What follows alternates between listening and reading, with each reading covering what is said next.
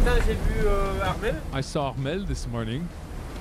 Je pensais qu'il était devant, donc. I thought he was right in front. Donc, ça va plutôt pas mal. So that I wasn't doing too badly. Je sais pas s'il est. Maintenant, je le vois plus. Now I donc, can't see him bizarre. anymore. It's weird. Sixth day into the race, off the Canary Islands, Armel Lecléache, in a side-by-side fight with François Gabard and Bernard Stamm, takes the lead of the Vendée Globe. Coming out of a particularly active front, the fleet can now head straight towards the equator. Memories of uncomfortable sailing slowly vanish in favor of now better navigating conditions. For the most, the demands of the course now seem to come together with the joy of being at sea. On vient de passer les Canaries. Just past the Canary Islands, Cape Verde Islands are in reach. Bonne vitesse. Good speed in the trade winds. Dans les alizés, But now, not too strong, about 15 knots. Mais sans ça, super Great ambiance, bonne chaleur. great heat, On sent quand and même we que know we've on a left quitté the European l'hiver winter. européen. The Vendée Globe's joys and misfortunes. On November 17th, Samantha Davis and her bruised boat arrive at Funchal Harbour, Portugal. After dismast, the most French of the English women skippers reached Madère Island, heartbroken, with ambitions on hold. The same day, Jérémy Bayou is sixth in the ranking when he sends out these images. The keel head. We clearly see the eye jack that bust right there. The jack that activates his boat's keel laterally suddenly broke. The boat's leaking. I really need to find shelter.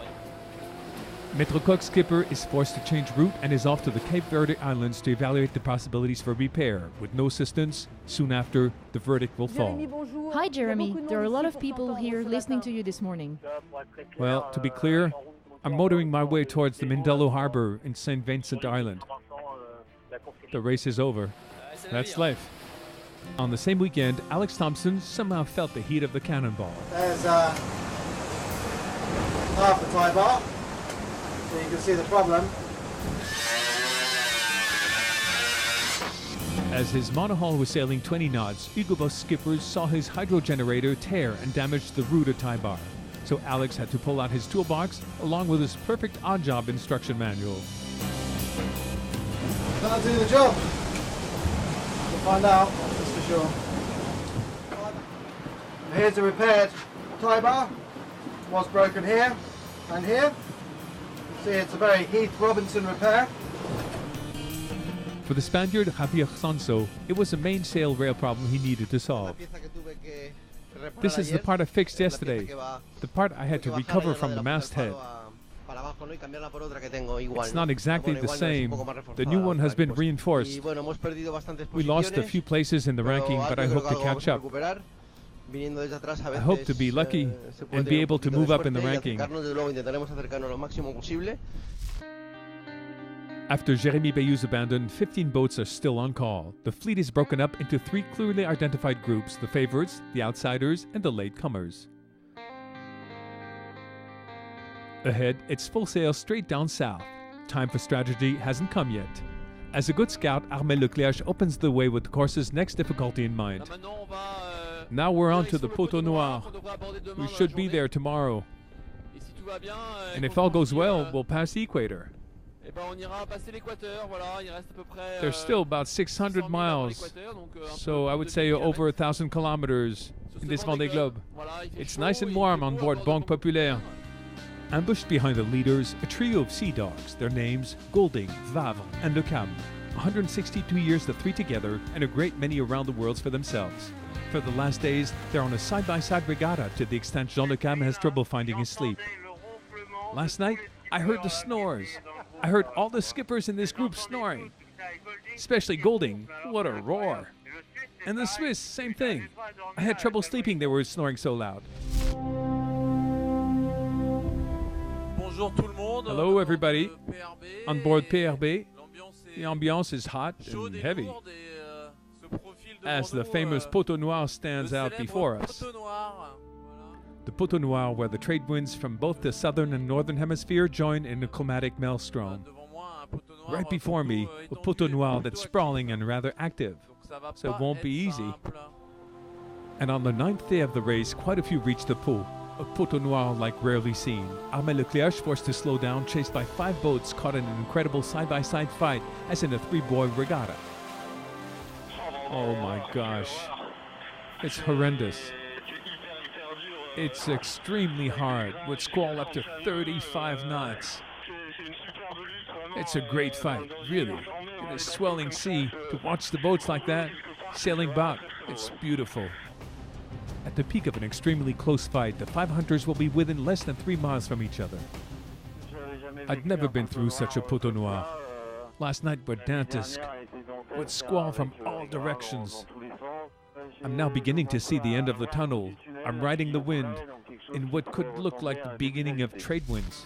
At the back of the fleet, the Poteau Noir is still far. Michel Desjoyaux would have called them Coubertinistes, understand who may. They're in the race, but without the results pressure. Nevertheless, their determination has no equal than their enthusiasm and fantasy. So here's Team Plastique with the Spinnaker. I'm at about 260 miles from the Cape Verde. Main sails all out, Spinnaker and foresail. The sun and great navigating conditions. And a special distinction is addressed to Alessandro Di Benedetto for his wonderful way of filming dolphins.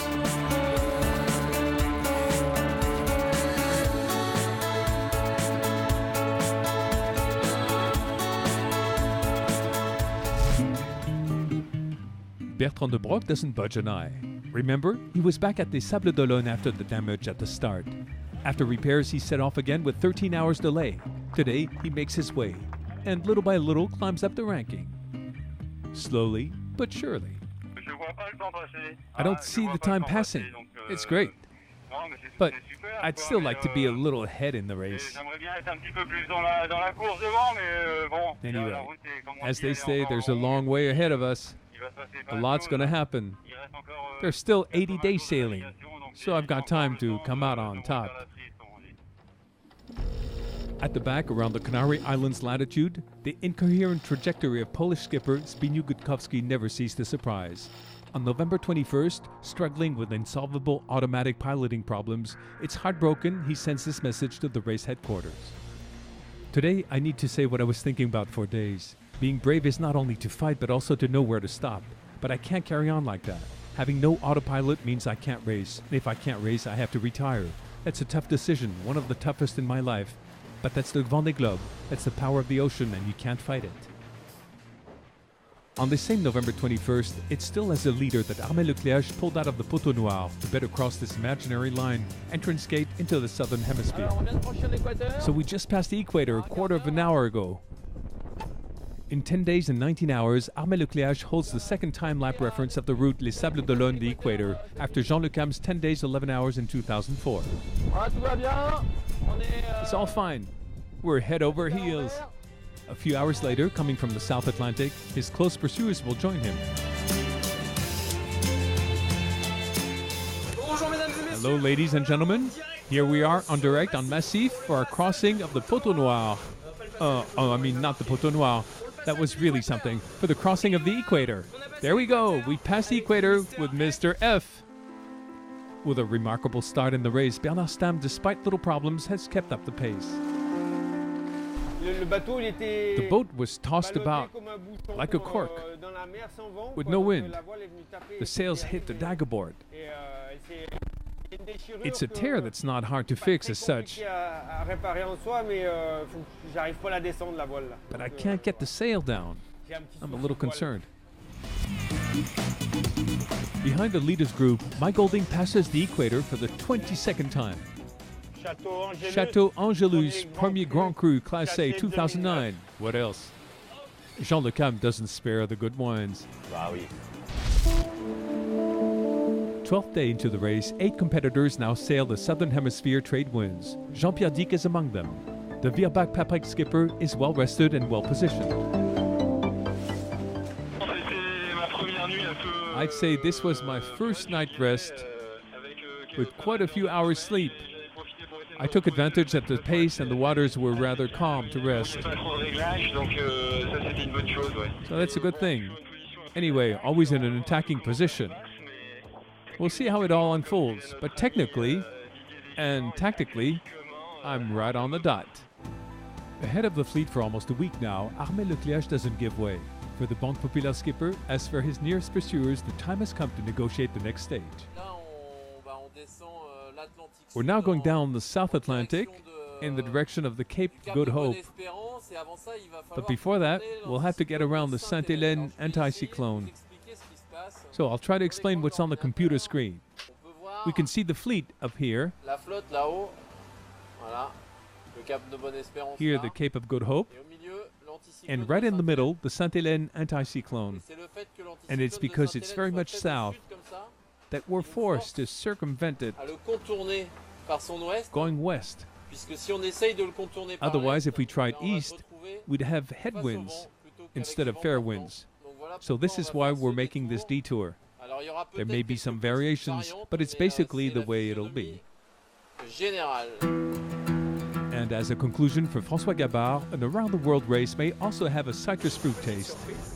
I have a little surprise. Huh? What is that? It's a grapefruit. Ladies and gentlemen, be aware, this is my last fresh fruit for quite some time. We left from here. We're now off Brazil. And as you can imagine, we have quite some way to go. There. At least another 20,000 miles to cover in this Vendée Globe 2012-2013. End of this second week's race.